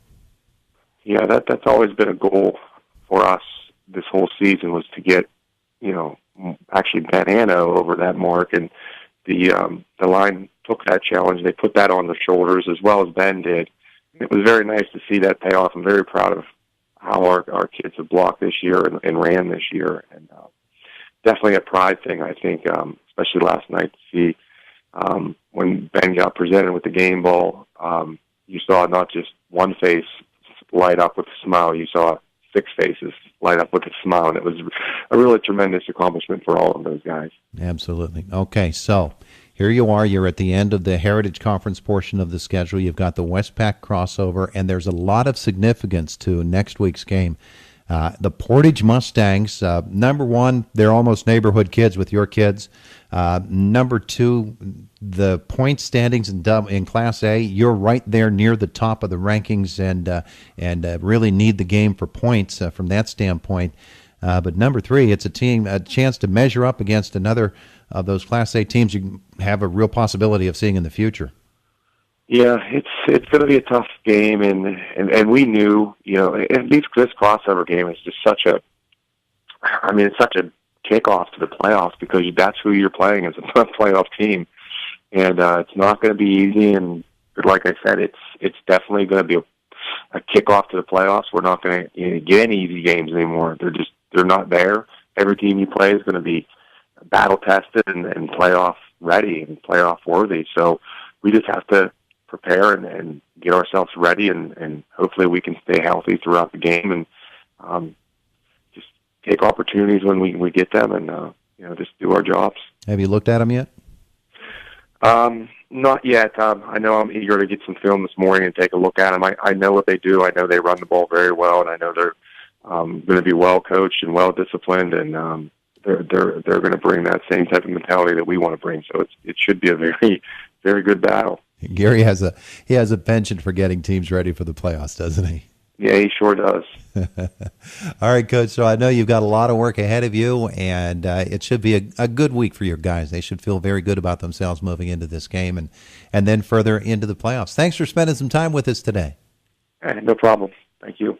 Bill Packer is the head coach of the Penns Manor Comets. They, of course, fell in that football game last night to Northern Cambria. And our Comets coaches interview brought to you by Nelson Associates Insurance. Game plans, how important they are in the world of sports. Coming up with the right strategy to ensure success. Who's on your team to help you reach your goals in life and protect your assets? Jack Nelson of Nelson Insurance can develop the right insurance game plan for you. Nelson Insurance is an independent agent representing Erie Insurance and other fine companies. Call Nelson Insurance for a review of your financial game plan. Nelson Insurance, Franklin Street Clymer, 724-254-9276. He's Coach Bill Packer. The Penns Manor Comets last night falling at Northern Cambria. Coach, it's become a nice little rivalry in the last 5 or 10 years, hasn't it? Yeah, it has. They've always been a tough game for us, and we've battled it out. And again, last night, it was close for a while, but they just came on. They're big and strong, and just put it to us a bit. Well, that's the thing about Northern Cambria is they are so big and they're athletic up front as well, which means that you guys are really going to have maybe one shot at those backs flashing through the hole, and you got to tackle them. And Ben Vassel's an awful hard guy to tackle. Yeah, and we needed to tackle better. And last night there were times we were in position to make the tackle, and those backs run so hard. We were trying to arm tackle or we're tackling too high. And then when you tackle a kid like that high, they'll take you down the field 4 or 5 more yards. So that's what was happening last night, and they moved the ball real well on us. They did. They got the 14-0 lead there in the first quarter, and they continued scoring in the second quarter. But you guys, you were there, and you were moving the football. Just a mistake here, a mistake there, a penalty that calls back a kick. And it just, convert those. You're getting toward the end of the season. You're hoping that the mistakes sort of get smoothed away. That just didn't last night. Yeah, that's really been killing us. I was really pleased with the way our offense moved the ball last night. We really we put on some nice drives, but then we didn't finish them again with a couple penalties, a bad pitch in the backfield, which you lose 8 yards and then you can't make up for it. But we drove the ball down the field. Matt really ran hard last night, and I was pretty happy with our offense, but we have to finish those plays off. Yeah, well, the kickoff gets called back, the kick return, but then you run out of time at the end of the first half. That would have been a big score, wouldn't it? It would have, that would have made it 22, 12 or 14, and you're right in the game with maybe one possession. You're in a game. So, we took it down to the 4-yard line and ran out of time, and that would have been huge for us. We head into the next portion of the season, the one-game portion, the Westpac crossover, and you're on the road at Berlin, huh? Yeah, we are. We're at Berlin. Even though their record is 4-5, Todd, they've been in a lot of games. The games they lost were really close. They lost to Shade 30-26. They lost to Portage 34-27, and Conemaugh 34-32. So their losses have really been close, and they've been against some pretty good football teams. Yeah, have you looked at them at all? No, we haven't seen them, but we do know that Coach Paul, he's had some great success down there at Berlin, and they've always they've been a power the last few years, and we know they're going to be ready to play, and it's going to be a tough one for us. Yeah, we always want to check in on the health of teams as they get toward the end of the season and they're preparing for the playoffs. Sometimes teams, they get so beat up after 8 or 9 games that it's not that they stop trying, but it's hard to get that intensity back up when you're hurting so badly. So what's the health of your team like? Yeah, and that's what happened to us last night a bit. We were going into this week. Tommy was banged up a bit. Hamilton, he was banged up. And then last night, Matt, we pulled him in the fourth quarter because his knee was bothering him. We got to get healthy and ready to go. There's some other guys that, banged up pretty good, but we got to be ready. These kids will suck it up, and they'll be ready to go. All right, Coach. Well, we appreciate you spending some time with us here this morning. Comets still plugging away there and getting set for the District 6 playoffs coming up as well. Appreciate your time this morning, Bill. Hey, thanks a lot, Todd. There's Bill Packer, the head coach of the Penns Manor Comets last night, falling to the Northern Cambria Colts. We have one more game to cover, and it was an exciting one last night between Marion Center and United. It's next on the Luther Ford Coaches Corner program. SUV season is in full swing at Luther Ford, and if you're in the market for an SUV or America's top-selling pickup, listen up because just released, always unstoppable, the Ford F-150. And with the fall season upon us, and I dare to say winter not far behind, check out the full lineup of F-150s at Luther Ford, Indiana County's truck headquarters for over 60 years. The F-150 is the Motor Trend Truck of the Year, and right now, just announced, get 0.9% APR for 60 months, plus, in addition, get $2,800 bonus cash and an additional $500 Ford credit bonus cash. Security deposit waived. Taxes, title, and license fees extra. Not all buyers will qualify for red carpet lease or Ford credit financing. See dealer for details or call Luther Ford at 1-877-370-6292. See the huge selection of F-150s and the complete lineup of SUVs during SUV season. Going on now at Luther Ford, Route 119, Homer City. And remember, shop 24/7 at lutherford.com. With interventional cardiology, services that previously had to be done in Pittsburgh now are available at the Indiana Regional Medical Center's Center for Cardiac and Vascular Care. From heart catheterizations to balloon angioplasties and stents, the Center for Cardiac and Vascular Care is saving lives. Here's Dr. Raj Pillai. This changes the community, and this changes the hospital. This is about the patients and the community we serve. The Center for Cardiac and Vascular Care at the Indiana Regional Medical Center. Always great care. This is Jim Struzzi, candidate to be your next state representative. I'm running because leadership matters, because experience matters, and above all, because integrity matters. I have been a dedicated public servant for more than 2 decades, and I will be ready to go on day one to address the key issues facing our communities like the elimination of school property taxes, ending the opioid crisis, improving our education system, helping senior citizens and families, growing businesses and jobs, strengthening infrastructure, and putting more money in your wallet. Please give me, Jim Struzzi, your vote on Tuesday, November 6th. Paid for by the Friends of Jim Struzzi. The Luther Ford Coaches Corner program, AM 1450 WDID, 100.3 FM online. The Sports Channel, directly linked to WDIDradio.com. One more game to cover in the Heritage Conference, and Ward, what an offensive exposition last night. Yeah, boy, you saw a good one, did you not? And there were some good athletes on the field.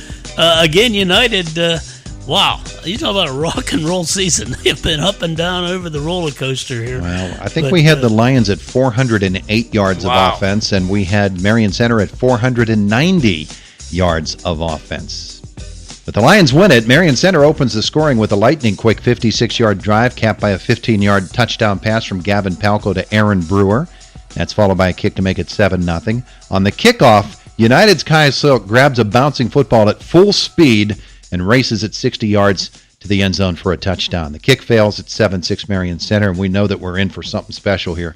In the second quarter, Marion Center puts together a 10-play, 61-yard drive. Austin Reinhardt scores from 3 yards out. It was 13-6 Stingers, but then the Lions' offensive line gelled, and boy did they, allowing some big runs by Hunter Cameron, including a 24-yard dash to the end zone, followed by Silk's 2-point conversion, make it 14-3 United.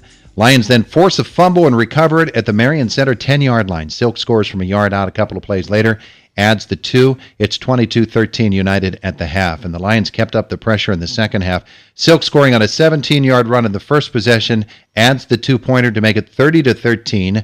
Marion Center answers with a 10-play, 80-yard TD drive. Garrett Wells pushes it in from 2 yards out on 4th down. 30-19 United at that point.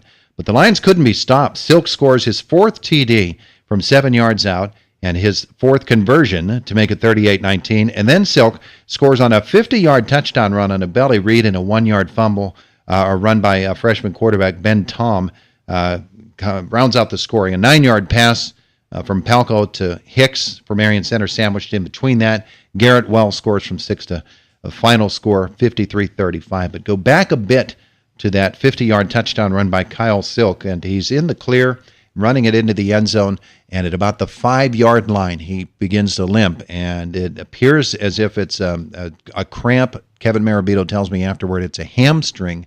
Ooh. And at this point of the season, to have that important a key part of your offense go down with a hamstring is not a good thing. Even if they come back from that right away, they're usually not the same. No, it takes a while. It's just such a big muscle, and running is really what aggravates it. So that's a tough one there. He's had some monster games this year. Yeah, well, he certainly did last night. Kevin Marabito, the head coach of the Lions. Boy, 490 yards of offense, about 900 total between the two teams. Wasn't a whole lot of defense played, and yet it seemed like the defenses stood up for you, especially when needed to. Yeah, I mean, we gave up way too much defensively, but we made those stops. I mean, that one down there when we got the turnover, the fumble, we turned it into points. We made the big stop right before the half at the goal line. Those are plays you have to make, but we got to settle things down on defense. I mean, our pass defense has been our Achilles heel all year, but when you got an offense that can bail the defense out, it makes it a heck of a lot easier to call the defense. But there's not a lot you can do. I mean, we just got to keep working at it and get better with the pass, and hopefully everything falls into line for us. Well, Marion Center did get it inside your 10-yard line and come away without points twice in that first half. Has to be big going into the halftime locker room, knowing you've been able to do that. Yeah, I mean, we told the kids to half. If we can get on and score right off the bat, I think we can put the nail in the coffin a little bit. But to credit the Marion Center, they kept coming back. I mean, that last score was against our young kids, but it is what it is. But our kids fought hard. I mean, defense, we have to play better. Offensively, I'm not worried about it. Defense is giving me the worries right now. But if you can score points, that's what you got to do. But teams get tougher, defenses get tougher. It's going to be tough to score. So we gotta tighten the defense up. But I like our mindset of our kids right now. They're going to work every day. They're believing in the system, and that's what we got to do at this stage of the season. I mean, I think we're peaking at the right time, and hopefully we can keep it rolling. Coach, take a moment and brag about your offensive line tonight. Oh, I mean, they were tremendous. I mean, whenever we seen that defense all week, I mean, we just felt, we had to zone block it and just stay in your areas, and the kids did it. I mean, we seen a couple of things. We felt you could run up, inside if we just got that seal. We wedged it a few times, and you give our two backs a little bit of a crease, and they're going to go. And that's that. It makes it easy to call offense whenever you can just run behind that big offensive line. I mean, those kids worked their tails off all off season. They've been together. I mean, this is a close knit team, especially the offensive line. I mean, every one of them was in the weight room all winter, and it's paying off right now at this stage of the season. And Kyle and Hunter really had the belly going tonight, didn't they? Oh, they did. I mean, it's a two-headed monster, and you don't know who has a football now. I mean, Kyle, a couple of those reads. I mean, the one that he broke air at the end. Holy heck, he faked it so well. They collapsed on Hunter, and there he goes down the sideline. I mean, that's a positive thing for us. I mean, if they keep working like that, and both of them are unselfish. I mean, they don't care. Who scores, who gets the yards, as long as we win. Just like last week, Kyle was blocking like crazy for Hunter, and they do the same. I mean, they complement one another, and that's what it takes to be successful. Coach, we talked about before the game, the team trying to find a positive thing after that Salzburg game. It sure seems like they have. They found something that they can build upon. Well, I'll tell you what we did, Todd. I mean, we were down in the dumps after Salzburg, but I still got to give Salzburg credit. They were the better team that night. But we put it up on the board. Every team wants to win a state title. Every team wants to go undefeated. Every team wants to win a league title. We put those up. Then you have your winning season and playoffs. So of course you race the first three offenses. There's two goals you can reach. Here we are. Now we got to go to work. We got some tough games coming up. We moved ourselves up well in the rankings, and the kids seen that and bought into what we're doing. And since we made that speech, we're 3-0 with that. But that's a tribute to the kids. I mean, we could have went south real fast, but the kids just didn't do it, and they believed in what we were telling them. And you get a lot of outside influences, but the kids don't even hear it. I mean, they're listening to what we want, and that's what it takes. I mean, for us to be successful the rest of the way, that's what we're going to have to do. Just keep buying into it and go to work every day, and do what you have to do. Coach, congratulations. Thanks. Kevin Marabito of the United Lions on the victorious sideline last night. Adam Rising across the field, his Marion Center Stingers, and our Stingers coaching interview brought to you by Weaver's Pools and Spas. Lakin here from Weaver's Pools and Spas. We love football season. We're big fans of the Stingers. Go Good luck to Coach Rising and the team this season. Spa season is right around the corner. Come see us for the best spas on the market. If you want a new pool, don't delay. We're currently booking next year's projects. Weber's Pools and Spas, 1905 Philadelphia Street, Indiana. Coach Adam Rising, there was just no way to stop that United offense in this football game. Once they got their momentum going, that offensive line got pushed. My goodness, they were just running downhill the rest of the way. Yeah, definitely workhorses up front. We knew they were going to line up and double tight and power you down the field, and unfortunately, we didn't match it. We didn't match the physicality up front. There was times we had guys in the backfield and Miss Silk or Miss Cameron, and those kids ran really hard, and even on contact, they still fell forward 4 or 5 yards. And told you before the game, seeing those boys at a couple different competitions way back in the off season, I knew they were A, they had size, and B, they had strength. Put those two together, and you got a powerful line up front, and unfortunately, we didn't have the size up front to match up, and we did a lot of good things. And being inside the red zone twice, not punching it in, hurts. And we gave them some momentum from a kickoff return and a fumble inside our own 10, and they swung with it and made plays. Well, they certainly did. You came out, Coach, and your ball club seemed like they were right where you needed them to be right from the start. The guys drove the football down the field and scored right away. United got that kickoff return, unfortunate from your standpoint, good for them. But then you drove it again, and you were stopped deep in their territory. But it looked like your offense was doing what you wanted them to do, what they needed to do. Yeah, our game plan, we wanted to come out and run inside the tackle box, and we did that. We come out and double tight and had some phenomenal runs. And like you said, we drove it literally. We self-destructed. There wasn't too many times that they stopped us. And, game plan going in, we were confident with it. And I'm lost right now with words. Our defense has played so well, and it was a big test. It was a big test up front, and we battled and we never gave up, and I always commend our kids for continuing to battle. And guys, some things sometimes it goes in your favor with momentum, and sometimes it doesn't. So unfortunately, we were on the wrong side tonight. And credit to them. It's a nice football team. I feel it's come on really strong. They're peaking at the right time of the year, and that line again. I was impressed. I think they're the second best line that we've faced behind Ligonier. And hey, we just got to get back. We got to get back Monday. I'm not sure who our crossovers game is going to be with. I'll find out tomorrow morning. And we got to get back and bounce back and get to work and get number 5 and hopefully clinch a spot in the playoffs. When you got behind by a couple of scores in that football game, you had to change the way you approached it offensively, but it was a pretty seamless transition. Gavin was able to get a little bit of time, and all he needed was a little bit of time, and he and Zach had something special going tonight. Yeah, I said to the coaches here in our post-game meeting afterwards, should we have opened the passing game up earlier in the games? We thought defensively that was one of their weaknesses. And being down a few scores, we did. We had transition in, and we had some guys, make some big plays. Zach made some big catches, and Vinny and Garrett Wells had some tough runs, some tough yards again tonight. And for the most part, our offensive line, our quickie blocking was spot on this evening, and they were bringing a lot of pressure, especially inside the red zone, and.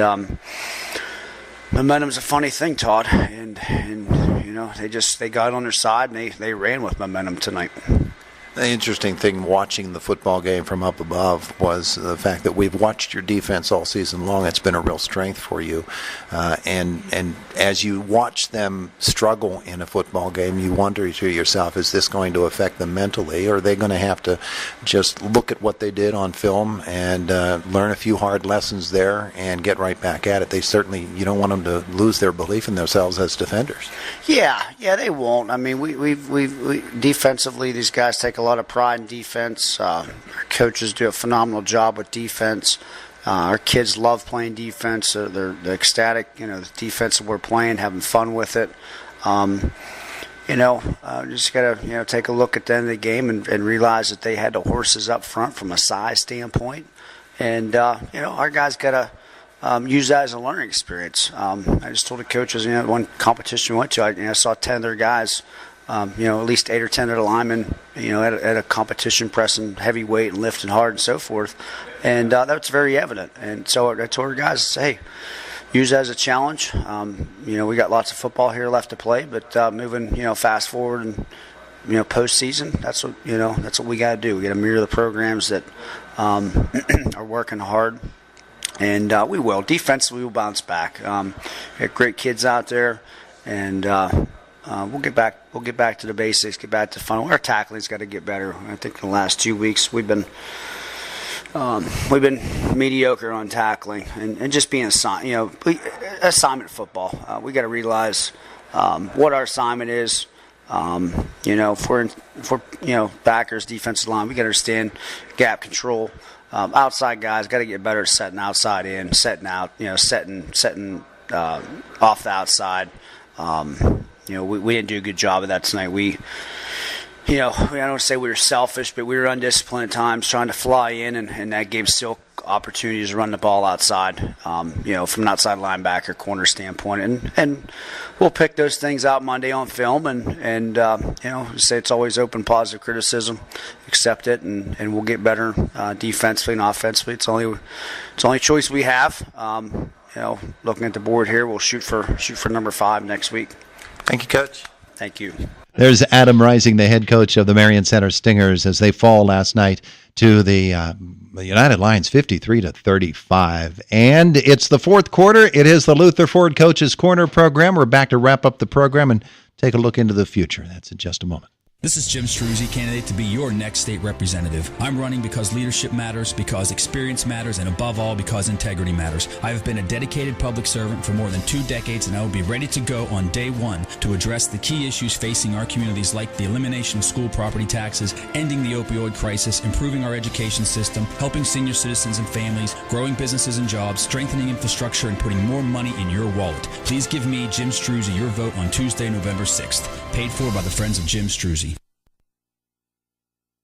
There's a lot to like about the 2018 Ford Focus at Luther Ford in Homer City. As a matter of fact, what's not to like? Safety's important, and the Ford Focus is ahead of the class with 5-star IIHS safety ratings. If prices are killing you at the pump, you'll also like 34 MPG Highway. And if affordability's an issue, Luther Ford has you covered there as well. Just announced, get 0% APR for 60 months, plus you'll receive $1,000 Ford credit bonus cash. And if you like leasing, you'll love this. Lease a 2018 Ford Focus SE for only $169 a month for 36 months with just $19.29 cash due at signing. You heard right. $169 a month for 36 months with only $19.29 due at signing. Security deposit waived. Taxes, title, and license fees extra. Not all buyers will qualify for Ford credit financing. See dealer for details or call Luther Ford at 1-877-370-6292. For all offers, take new retail delivery from Luther Ford by January 2nd. Luther Ford, Route 119, Homer City. Open late till 8, Mondays, Tuesdays, and Thursdays. And open 24/7 at lutherford.com. Haas's Steak and Sea House, Wayne Avenue, Indiana, is pleased to be the exclusive sponsor of the High School Football Player of the Week. Haas's will announce the top player from all the area's teams and recognize them with a custom plaque acknowledging their accomplishment. The Haas's Player of the Week award is just another way that Haas's gives back to the community. If you're planning a party for any occasion, ask Haas's about their free banquet rooms. Haas's Steak and Sea House, Wayne Avenue in Indiana.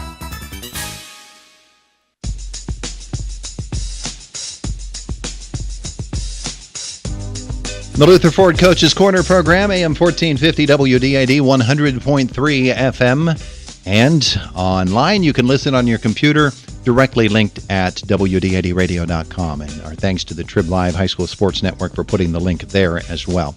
All right, so we're 7 minutes away from Tony Michaels and Jukebox Saturday, but we've got some mileage to cover here, Ward. First of all, we just heard the spot for Haas's, our Haas's Steak and See Player of the Week, and so many candidates can practically pick anyone from that Marion Center game.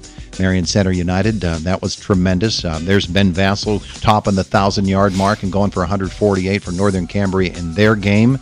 Ligonier Valley always has candidates, and, practically every team does have somebody who really stood out for them last night. We're going with Brendan Mondy, the running back for West Shamokin. Good pick. 2 scores. How many yards he have last night, Mark? 173 rushing.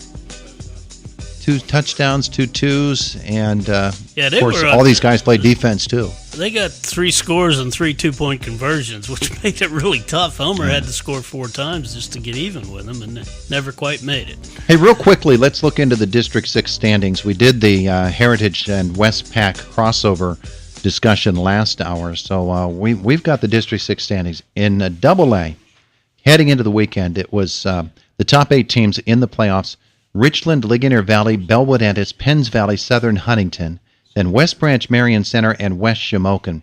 Those were the teams that followed up. Now, one of those teams could be in jeopardy, West Branch or Marion Center, because Cambria Heights won last night, so they've got 100-some points. There will be bonus points for them as well. But probably not. I think Marion Center holds on, and West Branch as well. But it's going to be really, really tight and really puts the emphasis on next week's games. Yeah, those crossover games, not only are they exciting and unique in that regard, but they're going to have a major impact on who ends up in the district playoffs. Yeah, Marion Center, Conemaugh Valley, we talked about that last hour. And that actually looks like a pretty good matchup for the Stingers. Yep. So they're going to need every point that they can squeeze out of that game. That's AA. Now, Single A, Juniata Valley, Northern Cambria, Portage, those were your top 3 teams. Of course, they're all vying for the first-round bye, and they all won.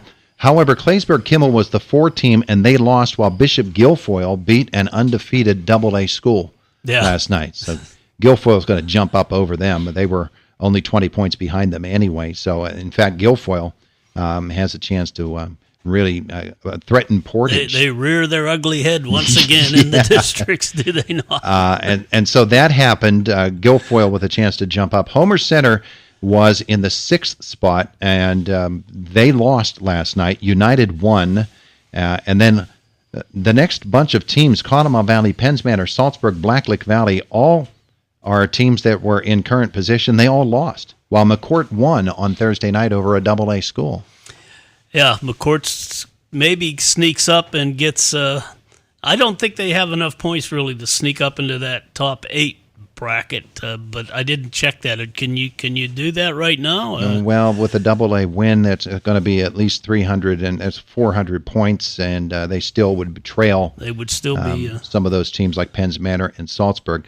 But the bottom line is that the teams below them that could threaten for the playoffs, Moe Valley, Blairsville, they both lost. Purchase Line won, but it's only their 2nd win. So the Red Dragons don't really have a chance of getting into the playoffs either. So I think those top 12 teams in Class A, they're all in. And Mike Leisure, the head coach of Salzburg, confirmed that they clinched with Moe Valley losing last night. It's just a matter of shuffling the deck with last night's games and then next week's games to determine who gets that first-round bye, who has to play some extra football. And the home games are so important at that time of year as well. So, next week we'll tell the tale. Yeah, so Guilfoyle will jump up and get that first-round bye, and depending upon what happens next week, the current teams that would be in position to have first-round games would be Claysburg-Kimmel, Homer Center, United, and then Conemaugh Valley, Penns Manor, Salzburg, one of you 4, Blacklick Valley being the other one. Or I guess McCourt has a chance to get in there as well. They could host a home game, too. It's going to be a battle. It's kind of up in the air. Juniata's having a great year. How good, I don't know. But then McCourt, or not McCourt, but Guilfoyle somehow, they struggled, but it's still Guilfoyle. Mm-hmm. So, they're going to be a force to contend with. It's going to be a real exciting a couple weeks for that in that district playoff situation. I don't know who Guilfoyle has next week, but of course those crossover games help us to understand a little bit more about it. But they're 6-3 now, and then the other teams in front of them are all 7-2, and they're nipping at the heels. You got to play them, and that's what makes it tough. Well, Northern Cambria and Portage play each other next week. One of those teams is going to lose. Guilfoyle is going to play against McCourt. And McCourt's Battle of the Bishops. So that you got to believe Guilfoyle wins that game. Yeah. So, they're going to be sliding right up, maybe 2 spot. They can get points next week, and they can easily vault over either Northern Cambria or Portage because they play each other. One of those teams is going to lose. Yep. So Guilfoyle's in sweet position right now. And they're going to be a challenge. And I think everyone knew that you have to go through them to get to the, either in the final or get to the final. Yeah. So it's a given there. All righty, so we're a minute away from the end of today's Big Epic Extravaganza, which is the Luther Ford Coach's Corner program. We look forward to the games next week, the Heritage Westpac crossovers, and, of course, on next Saturday night at Whitmer Stadium, the Appalachian Bowl, the Shade Panthers, the Ligonier Valley Rams, their 3rd straight visit to this Appalachian Bowl championship game, and, of course, they're going to be right there. They want to defend. As I said, I don't see Shade's having a great year, but I just don't think they're strong enough to beat Ligonier Valley right now. All right, so that is today's program, the Luther Ford Coach's Corner program. Our thanks to all the folks at Luther Ford as well, as always. Tony Michaels is next with Jukebox Saturday. It is a Saturday morning here at WDAD. Your next favorite song is on its way on AM 1450 WDAD, Indiana, and 100.3